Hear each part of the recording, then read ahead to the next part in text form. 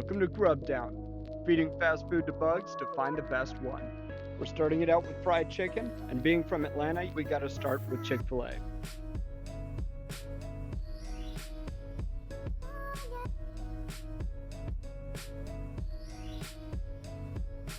Alright, time to give them 5.2 ounces of Chick-fil-A.